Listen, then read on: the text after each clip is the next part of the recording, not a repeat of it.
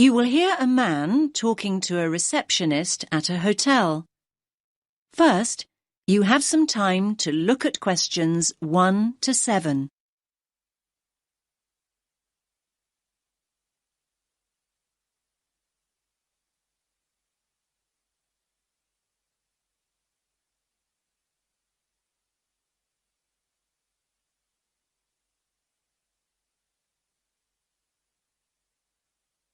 Listen carefully to the first part of the conversation and answer questions 1 to 7. Good evening, sir. Do you have a reservation? Yes. Let me just check I've got everything. Sorry. Yes, a reservation. It's in the name of Hartley, Martin Hartley. Let me see. Oh, yes. Here it is. That's for 3 nights. Yes, that's right. Do you need my passport? I just need to take the number as a form of ID. No problem. Now, can I just ask you to fill in this registration form, please? Actually, no. You see, I've broken my wrist. Yes, I noticed that. I'm afraid form filling is something I can't manage right now. Not without a lot of pain, anyway. Oh, dear. I'm sorry, sir. But don't worry. I can complete the form for you. That's very kind of you.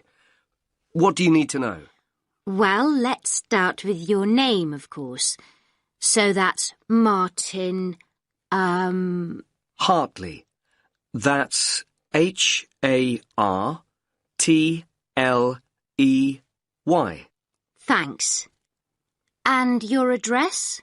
45 Carlisle Way. Could you spell Carlisle for me? Sorry. It's Carlisle.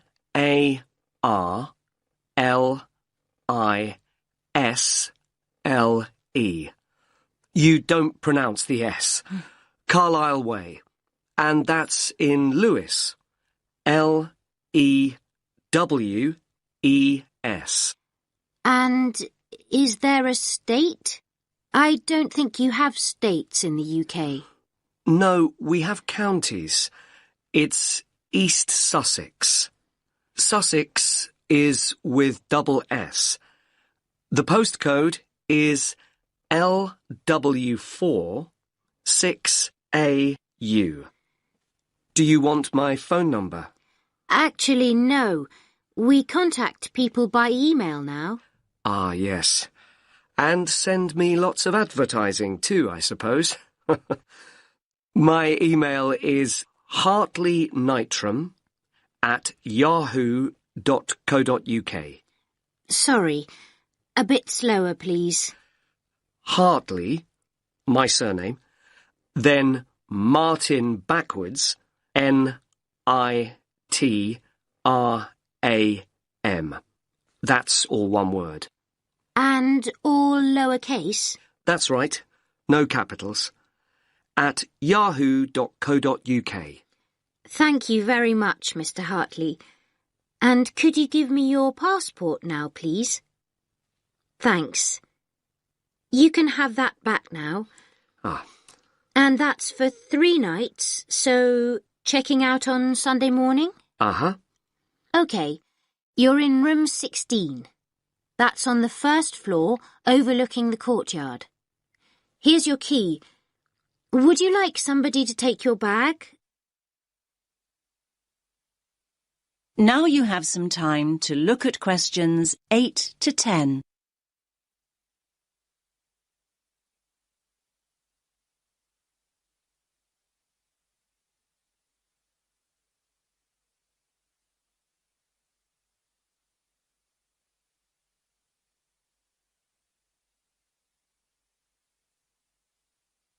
Now listen to the next part of the conversation and answer questions 8 to 10.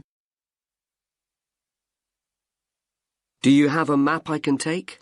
Yes, of course. We've usually got lots of them here. Somewhere. Ah, yes. Here we are. Thanks. Could you show me where we are exactly? Let me have a look. Yes.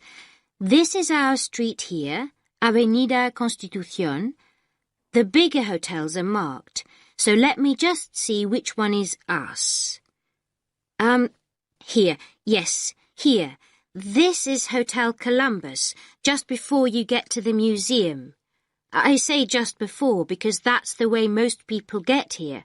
I mean, coming from the main square where all the buses stop, or from the station. Yes, that's the way the taxi came in from the airport. I thought we drove past the museum, though, just after we went through that big square you mentioned. Ah, you probably mean here. That's actually an art gallery. It's worth having a look round, but the museum's more interesting. I think so anyway. Thanks for the tip. I hope I get time. Right, well, tomorrow I've got to be at the conference centre. They told me they'd put me in a hotel that wasn't too far away. Oh, yes. The conference centre's not too far at all. Let me see. Yes, down here. You can walk there in 7 or 8 minutes. Just cross over the road and go straight down this street here. That will take you towards the newer part of the city. Walk on for a couple of blocks, and then when you get here, you just have to go right a very short distance, and then you'll see the conference centre above the other buildings. It's quite big. I see. That all looks quite straightforward. Thanks very much. My pleasure. Have a nice evening, sir.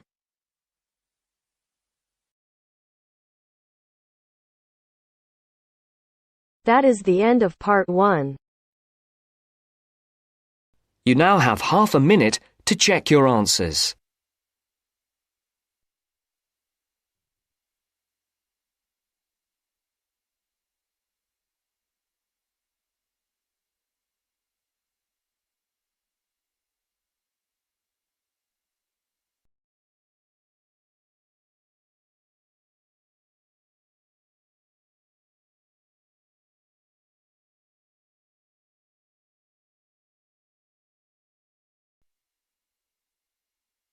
Now turns to part 2.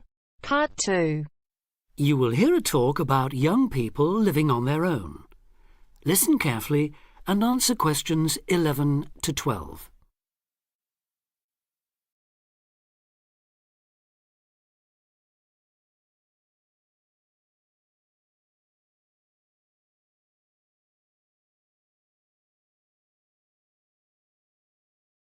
Listen carefully and answer questions 11 to 12. Loneliness is something we all suffer from in varying degrees, but young people living on their own can be particularly vulnerable. Many who leave the family home find they are less confident and have more difficulty in finding their feet than they expected. Often, going to work or study in another town or city will be the first time they have lived away from home. Although this may sound like an adventure for those dying to get away from the glare of the parental eye, for others it is a daunting prospect which generates apprehension, uncertainty and even fear. In fact, in a recent survey of over 1,600 people who had recently left home, 32% said that understanding and coping with loneliness was a crucial issue for them and made them feel highly stressed and distracted. An annual report by researchers last year recorded a noticeable increase in the number of individuals with homesickness, transition and isolation issues. Acknowledging that feelings of loneliness and isolation could impede progress at work or study, they examined the number of people using the welfare and health services. They found that young people in particular were prone to difficulties. Last year, 61% of all people using counselling services were aged under 30, and of this group, 57% were men.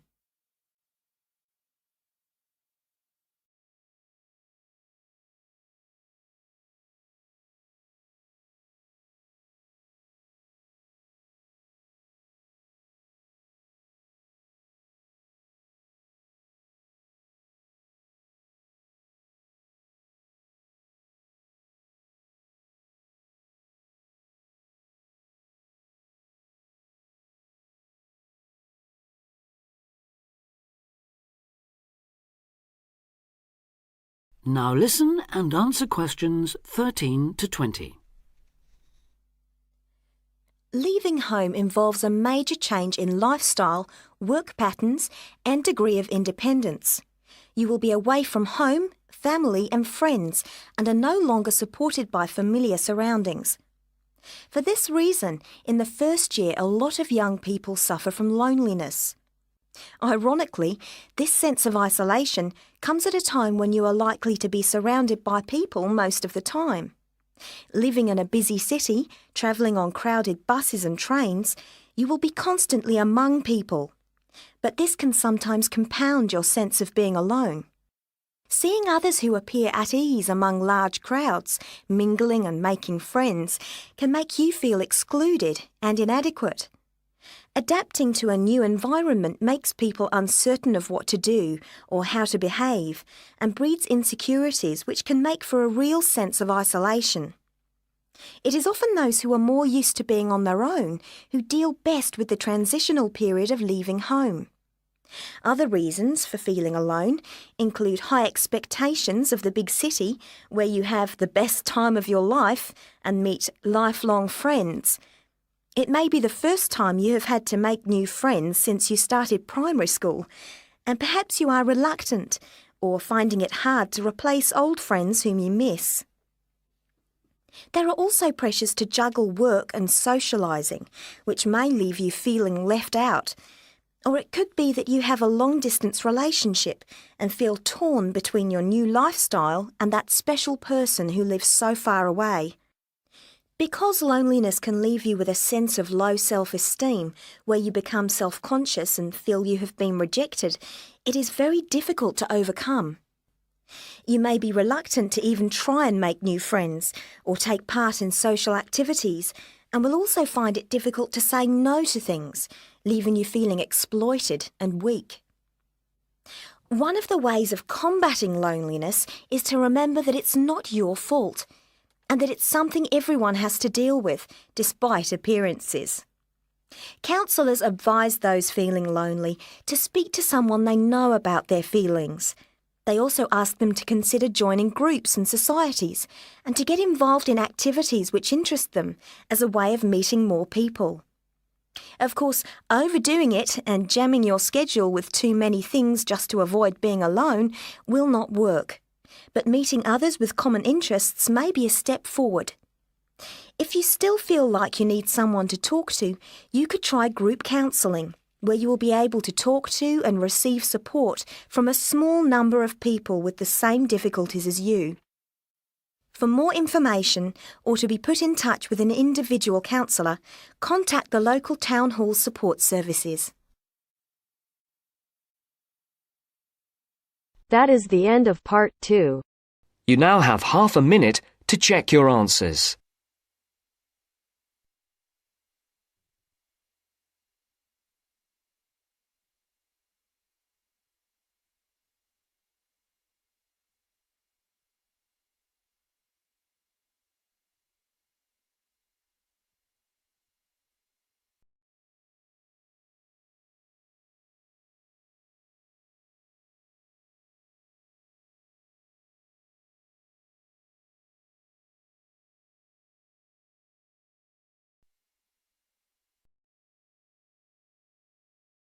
Now turns to part 3.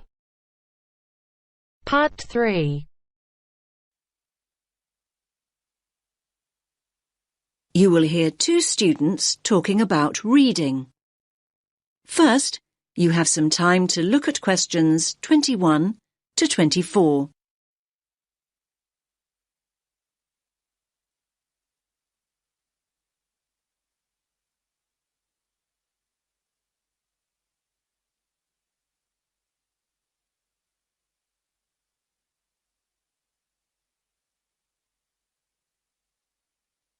Listen carefully to the first part of the conversation and answer questions 21 to 24. Hi, Milena. How's your research for your assignment going? Which assignment, Josh? The one on sustainable transport. It's due in on Friday. Oh, I've not nearly finished it. I've still got so many articles to get through. In fact, I need to read another 2 books on the reading list before I can even think about writing it up. It doesn't help that I'm a really slow reader. Well, why don't you practice speed reading, just like me? Oh, let me into your secret. If anything, if I don't get a move on, my assignment is going to be late. What exactly is speed reading, anyway? Well, speed reading basically means reading faster and more efficiently. It can make such a difference. I've noticed the benefits already, and I've only been doing it a few weeks. Sounds good. What benefits are we talking exactly? Well, the majority of people read at an average rate of 250 words a minute. So that means that an average page in a book or document would take you around 1 or 2 minutes to read. So up to 2 minutes a page. That sounds quite fast to me. I reckon I spend at least 5 minutes on each one. But just think about it. Imagine if you could double that rate to 500 words a minute. You could zip through all the articles and books in half the time. Another thing is that it can help you understand the basic structure of an idea or an argument much better.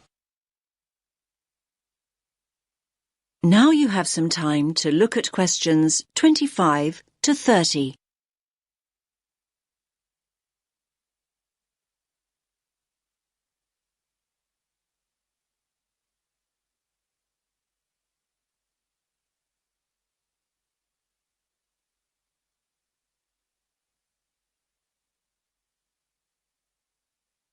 Now listen to the next part of the conversation and answer questions 25 to 30.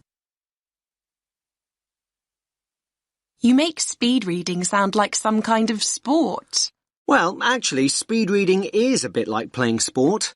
I like to think it's similar to running. Running?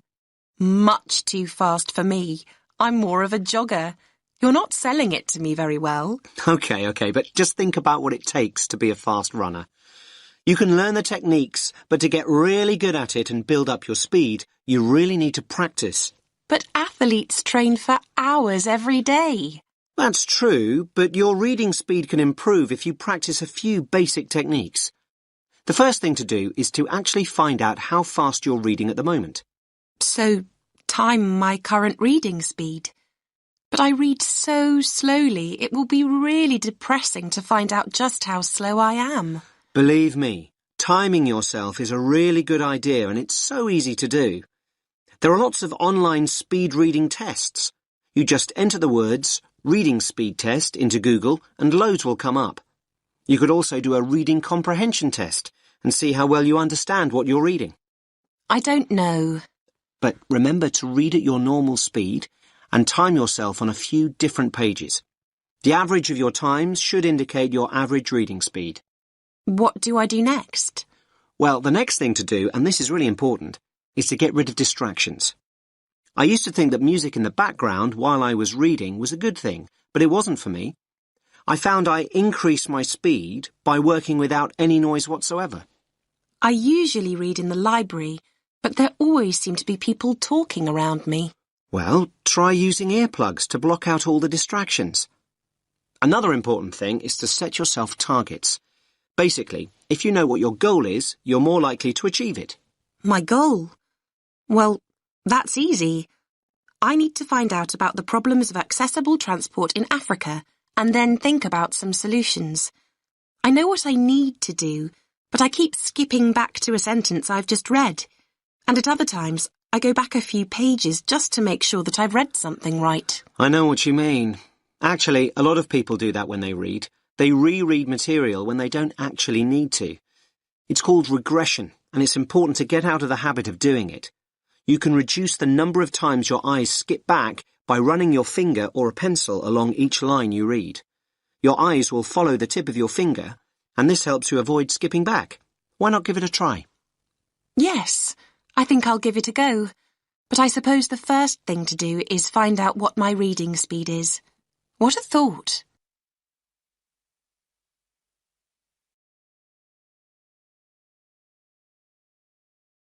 That is the end of part 3. You now have half a minute to check your answers.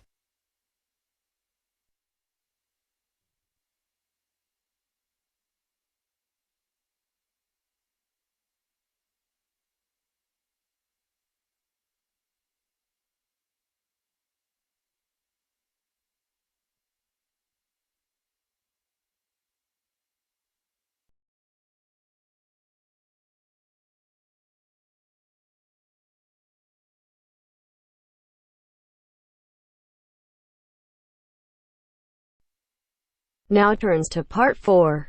Part 4. Section, you will hear an introductory lecture to a course on Southeast Asia. First, you have some time to look at questions 31 to 40.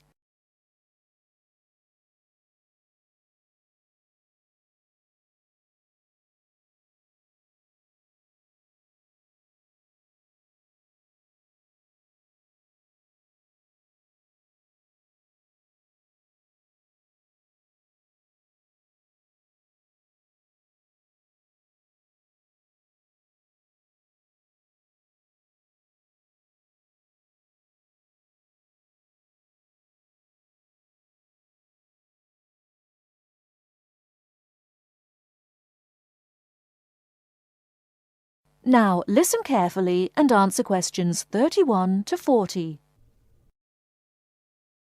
My name is Paul Stange. I'm coordinator of this course. It's called Southeast Asian Traditions. I'm also the author of the study guide and the course reader, and you should have those in front of you.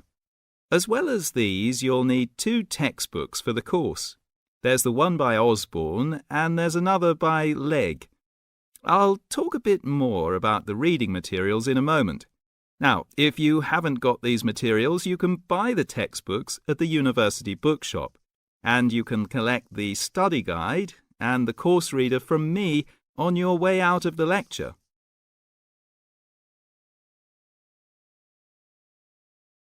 The purpose of this lecture is simply orientation. What I'm going to do is introduce myself, talk you through the course, and give you some additional advice, apart from what's contained in the study guide, on dealing with the various assignments for the course. First of all, the materials. You'll find the 2 textbooks very clear, and they give a good basic coverage of the history of the region. Most of the reading materials in the reader are fairly easy-going, but I have to warn you that 2 of them are quite difficult. These are the readings by Smale and Bender, and of these 2, the one by Bender is perhaps the more challenging. But don't let that put you off, because understanding these 2 readings is important to help you develop a clearer understanding of the cultures. In other words, they'll help you acquire greater sensitivity to the differences between the various cultures in the region.